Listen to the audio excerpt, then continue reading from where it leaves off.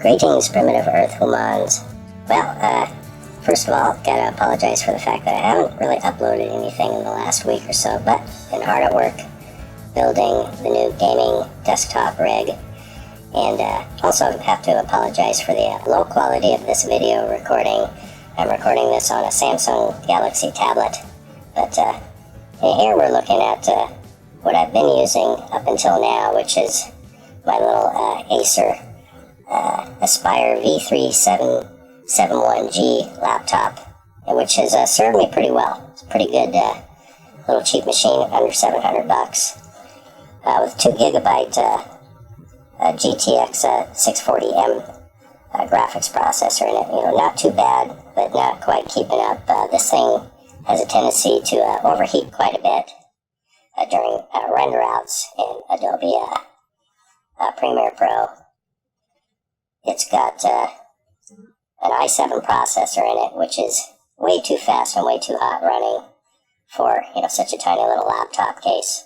So I had to upgrade to something new. So let's take a look at all the parts that I've used to build this rig. Altogether, it came to right around $1,650. So the main motherboard is the ASRock Z97 Pro. Pretty cool motherboard. I think it's got plenty of room to upgrade for, you know, next gen processors and things like that. It's got just like a shit ton of USB 3 ports on it. I think it's got something like 6. It's got like 5 USB 2.0 ports on it. Really cool. I'll show you some photos of the I/O end of this thing.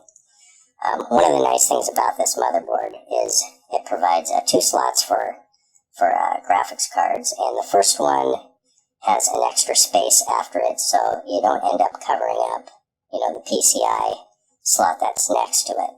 And for the main processor, went with kind of a budget processor. I got the Intel i5-4460. It's a 4-core processor. I think it's something like a 3.4 gigahertz.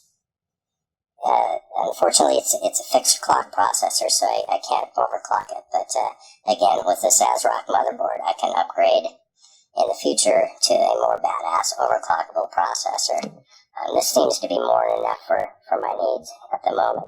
And for the graphics, I went with the MSI GeForce GTX 960 4 gigabyte card. Plenty of memory, you know, for running, you know, mods with the, you know, massive, huge textures and things like that. I looked around, and a lot of people said, you know, 2 gigabytes is more than enough. 4 gig cards aren't really making use of the extra 2 gigs much, but this has got room to expand for, you know, for future games. And again, I love to run stuff like Skyrim and Fallout 3 with just the enormous, huge, you know, extreme texture packs and things like that. So, really great card. I love it. It's like just lightning fast, you know, gorgeous, gorgeous graphics card. And onto the power supply, I got the Seasonic M12 620 watt. This is a modular power supply. And for cooling, we've got the cooling the main CPU. We've got the Hyper Evo 212.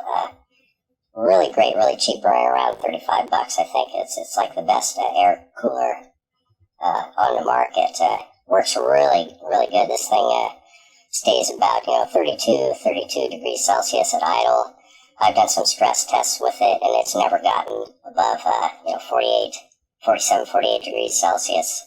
So, yeah, really great if you have the space inside the case for it.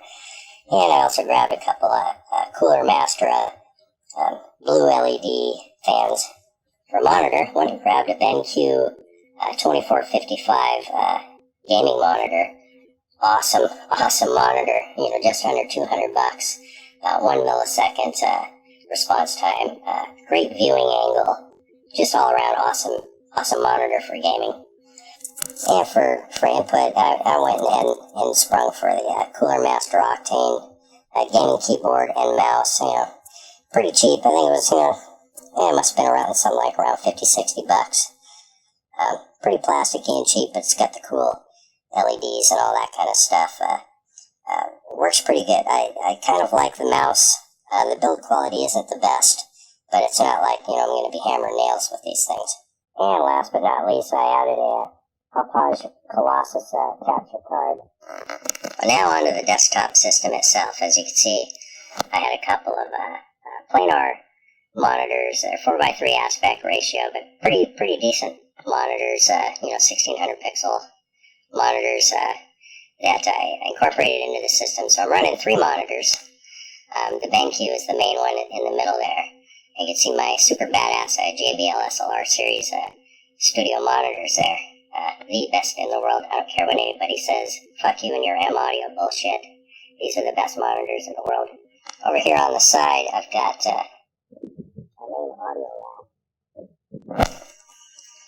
It's got a couple of DBX compressors there. I've got a headphone amp, 4-channel headphone amp. This is all leftover stuff when I had a recording studio. So this is a small rack that I would have next to my computer DAW. Down here we got a couple of old PreSonus FirePods. Hopefully those are going to work with the system. I'm still waiting on a 10-foot or a couple of 10-foot FireWire cables so that I can reach the machine over here and we can see. Now here's the new desktop system. It's the Sentey blade case. Gorgeous case. Case wasn't terribly expensive. I went ahead and added an Asus 24X DVD-R. And you can see, I don't know how well you can see on this crappy Samsung Galaxy tablet video. You can see the very beautiful blue LED fans in there. Got a nice window on the side. I'll pop the side cover off and take a little bit of look on the inside. Real nice toolless design as far as, swapping out the drives and things like that.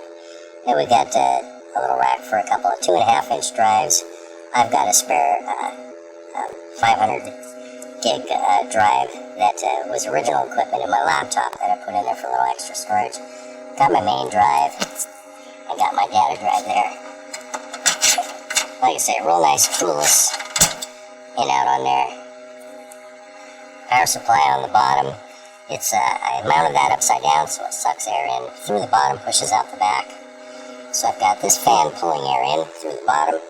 There's a nice removable filter there. Front fan is pulling air in. On the top, I've got 2 fans pushing out on the corners. So the airflow goes from bottom front to top back. And we can see that big old Evo air cleaner there, or air cooler. And this beautiful MSI video card, the logo even lights up. Pretty good cable management for this case too. I've run most of the cables through and in behind, so a lot of it's out of the way. And back up top we can take a look at the Octane keyboard and the mouse. You can cycle the colors on these things. Got a little button right here, changes the colors. I of course prefer the green.